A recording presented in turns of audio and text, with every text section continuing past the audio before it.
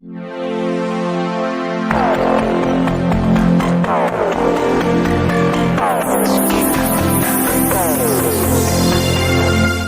Friends, welcome to coding with Sonia.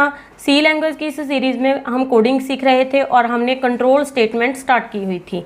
हमने last video lecture में break statement कर ली थी। आज हमारा नेक्स्ट टॉपिक है कंटिन्यू स्टेटमेंट। तो हम देखेंगे कंटिन्यू स्टेटमेंट क्या होती है। सबसे पहले हम देख लेते हैं, हमने कंट्रोल फ्लो स्टेटमेंट स्टार्ट की हुई थी।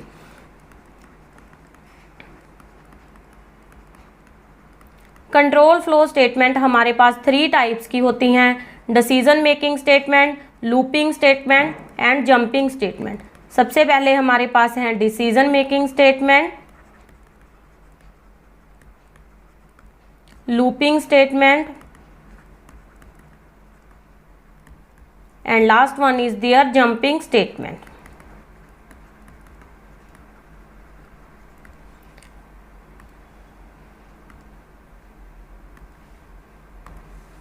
हमने डिसीजन मेकिंग स्टेटमेंट कंप्लीट कर ली थी, लूपिंग स्टेटमेंट भी कंप्लीट कर ली थी। जो भी यूजर्स मेरे साथ इस वीडियो में नए हैं वो देखना चाहते हैं डिसीजन मेकिंग स्टेटमेंट कैसे यूज की जाती हैं, लूपिंग स्टेटमेंट कैसे यूज की जाती हैं, तो वो मेरे प्रीवियस वीडियो देखिए और साथ ही साथ चैनल को सब्सक्राइब कर लें ताकि आने वाले हर वीडियो का नोटिफिकेशन आपको मिलता रहे। जंपिंग स्टेटमेंट हमारे पास 3 टाइप्स की होती हैं: ब्रेक स्टेटमेंट, देन हमारे पास है कंटिन्यू स्टेटमेंट एंड देन हमारे पास है गो टू स्टेटमेंट। हमने ब्रेक स्टेटमेंट कर ली थी लास्ट वीडियो लेक्चर में। आज हमारा टॉपिक है कंटिन्यू स्टेटमेंट।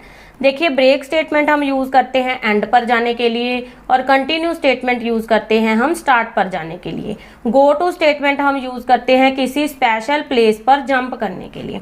सबसे पहले आपको पता होना चाहिए हम कंट्रोल स्टेटमेंट क्यों यूज करते हैं।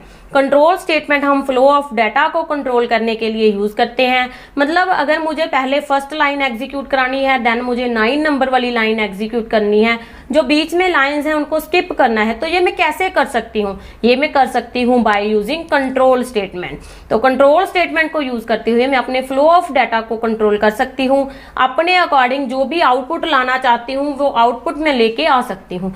अगर आप कुछ चीज को स्किप करके एंड पर जाना चाहते हो तो हम ब्रेक स्टेटमेंट यूज करेंगे। अगर आप कुछ पार्ट को स्किप करके लूप के स्टार्ट पर जाना चाहते हो तो हम कंटिन्यू स्टेटमेंट यूज करेंगे। बट अगर आप किसी स्पेशल प्लेस पर जंप करना चाहते हो तो हम गो टू स्टेटमेंट यूज करते हैं। सबसे पहले हमको इसका सिंटैक्स पता होना चाहिए। सिंटैक्स देखिए, हम सिंटैक्स बना लेते हैं। फॉर इनिशियलाइजेशन, इसमें हमारे पास होती है कंडीशन और देन हमारे पास इंक्रीमेंट या डिक्रीमेंट। हम कोई भी ऑपरेटर यूज कर सकते हैं। इस फॉर के अंदर मेरे पास इफ में कंडीशन होगी। अगर मेरी ये वाली कंडीशन ट्रू होती है तो मैं इस ब्लॉक के अंदर ब्रेक यूज कर सकती हूँ या फिर मैं कंटिन्यू यूज कर सकती हूँ। दोनों में एक यूज करनी है। अगर आप ब्रेक यूज करते हो तो कंपाइलर यहाँ से एंड पर आ जाता है।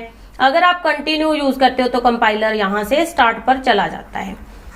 तो आपको समझ आ गया होगा। ब्रेक यूज करते हैं लूप को स्टॉप करने के लिए। देखिए, मेरा for loop definite number of time चलेगा। फॉर को मैं स्टॉप नहीं कर सकती। फॉर को अगर स्टॉप करना है तो आप बाय यूजिंग ब्रेक स्टॉप कर सकती हो। कंटिन्यू हम यूज करते हैं ब्लॉक के स्टार्ट पर जाने के लिए। अभी हम इसका एक प्रोग्राम डिवेल्प करके देखते हैं। आपको प्रोग्राम से बिल्कुल अच्छे से समझ आ जाएगा कि कैसे हम ब्रेक और कंटिन्यू स्टेटमेंट को यूज कर सकते हैं। सबसे पहले हमको हेडर फाइल्स लगानी है। Hash include stdio.h, then hash include conio.h। दोनों हेडर फाइल्स आपको यूज कर लेनी है। हेडर फाइल्स में जो भी इनपुट आउटपुट फंक्शंस होते हैं उनकी डेफिनेशन स्टोर होती है। यहाँ पर इंटीजर में मैंने एक आई नाम का वेरिएबल डिक्लेयर कर लिया। यहाँ पर आई मेरे पास लोकल वेरिएबल है। क्यों लोकल वेरिएबल है? क्योंकि मैंने इसको मेन फंक्शन के अंदर डिक्लेयर किया है। मैंने फॉर लूप i 1 से स्टार्ट किया, i less than equal to 10 and i plus plus. अब इस फॉर लूप में क्या हो रहा है, मेरा i स्टार्ट हो रहा है 1 से और i मेरा 10 तक जा रहा है। मतलब फॉर लूप मेरा 10 टाइम एग्जीक्यूट होगा। मैंने इफ में कंडीशन लगा दी, इफ i इक्वल टू 5, अगर मेरी i की वैल्यू 5 है देन कंटिन्यू। और इस इफ के बाहर आकर मैंने प्रिंट एफ में अपने i की वैल्यू प्रिंट करा दी। अभी इस प्रोग्राम की एग्जीक्यूशन देखते हैं। i 1 से स्टार्ट हुई, 1 less than equal to 10 condition true हो गई, यहाँ पर एंट्री हुई। क्या 1 इक्वल टू है 5 के? नो, नहीं 5 के इक्वल है, तो ये ब्लॉक एग्जीक्यूट नहीं होगा और यहाँ पर प्रिंट एफ एग्जीक्यूट होगी, आई की वैल्यू 1 प्रिंट हो जाएगी। नेक्स्ट टाइम आई की वैल्यू 2 प्रिंट हो जाएगी, आई की वैल्यू 3 प्रिंट होगी, आई की वैल्यू 4 प्रिंट हो जाएगी। अब जैसे ही आई की वैल्यू 5 हुई, 5 equal to 5, yes 5 equal to 5 condition true है, तो इस ब्लॉक के अंदर एंट्री हुई और कंटिन्यू एग्जीक्यूट हुआ। जैसे ही कंटिन्यू एग्जीक्यूट हुआ, कंपाइलर यहाँ पर आ गया। कंपाइलर यहाँ पर आया मतलब कंपाइलर मेरा स्टार्ट पर चला गया, तो आई की वैल्यू क्या हो गई 6। 6 less than equal to 10 condition true हो गई। इफ ब्लॉक एग्जीक्यूट नहीं होगा बिकॉज यहाँ पर मेरी कंडीशन फॉल्स है, प्रिंट एफ एग्जीक्यूट हो रहा और आई की वैल्यू 6 प्रिंट हो जाएगी। देन आई की वैल्यू 7, आई की वैल्यू 8, आई की वैल्यू 9 और आई की वैल्यू 10 हो गई। मतलब कंटिन्यू को आप यूज करते हुए किसी पर्टिकुलर कंडीशन को ट्रू करते हुए आप उस ब्लॉक को स्किप कर सकते हो। अब मुझे यहाँ पर क्या चाहिए था कि मैं 5 को प्रिंट नहीं कराना चाहती हूँ, तो नहीं कराना चाहती हूँ तो 5 के टाइम मैंने कंटिन्यू कर दिया और इस लाइन को मैंने स्किप कर दिया। ये लाइन कब स्किप होगी? जब आई की वैल्यू 5 होगी, तो कंटिन्यू से ब्लॉक यहाँ से यहाँ पर चला जाएगा, जो भी लाइन्स यहाँ लिखी होंगी वो एग्जीक्यूट नहीं होगी। अब अगर कंटिन्यू की जगह पर जहां पर ब्रेक लिखा होता, अगर ब्रेक लिखा होता तो आई इक्वल टू 5 के टाइम ब्रेक हो जाता, मतलब मेरा लूप रुक जाता, तो कोई भी लाइन उसके बाद प्रिंट ना होती, जो कुछ भी प्रिंट नहीं होगा। आई 1 2 3 4 सिर्फ ये प्रिंट होगा ब्रेक के टाइम, बिकॉज उसके बाद मेरा लूप वहां पर एंड कर जाएगा।